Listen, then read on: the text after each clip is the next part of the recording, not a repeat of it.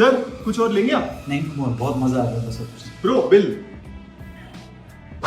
Sir ये bill में GST लगा है। कल अपन रेस्टोरेंट में गए थे, उसने तो जीएसटी लगाया नहीं था। मैं बहुत कंफ्यूज हो रहा हूँ सर। सो दोस्तों यहाँ पे देखा जाए तो रेस्टोरेंट कैटरिंग के केस में जो है यहाँ दो स्कीम है। एक कंपोजिशन स्कीम जो 5% से है और एक नॉर्मल स्कीम विदाउट आईटीसी 5% से है। तो कुछ रेस्टोरेंट वाले जो है यहाँ पे कंपोजिशन स्कीम के अंदर आपको जीएसटी का बिल नहीं देते हैं, लेकिन जो नॉर्मल 5% में है वो आपको जीएसटी का बिल देते हैं। तो सर मैं कैसे समझूंगा कि ये कंपोजिशन वाला है कि नॉर्मल वाला है?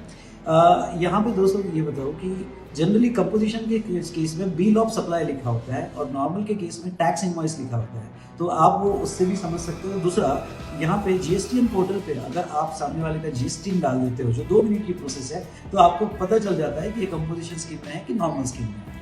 सर मतलब ऐसा तो कोई नहीं करता है कि कंपोजिशन स्कीम में होके भी वो तो पास ऑन नहीं करता है टैक्स, फिर भी टैक्स हमसे ले ले? हाँ, ऐसे कुछ फ्रॉड हो रहे हैं यहाँ पे। कुछ फ्रॉड ऐसे किए जा रहे हैं कि रेस्टोरेंट वाले जो है कंपोजिशन स्कीम लेते हैं और आपको बिल में 5% का जीएसटी लगाते हैं, क्योंकि दोनों केस में नॉर्मल और कंपोजिशन में रेट सेम है 5%। तो 5% का रेट आपको लगा रहे हैं और गवर्नमेंट को कंपोजिशन स्कीम में टैक्स दे रहे हैं, जबकि आपसे कलेक्ट कर रहे हैं। क्योंकि one of the condition of composition scheme ये है कि आप कस्टमर को जीएसटी पास ऑन नहीं कर सकते हैं, और कुछ ऐसे फ्रॉड हो रहे हैं।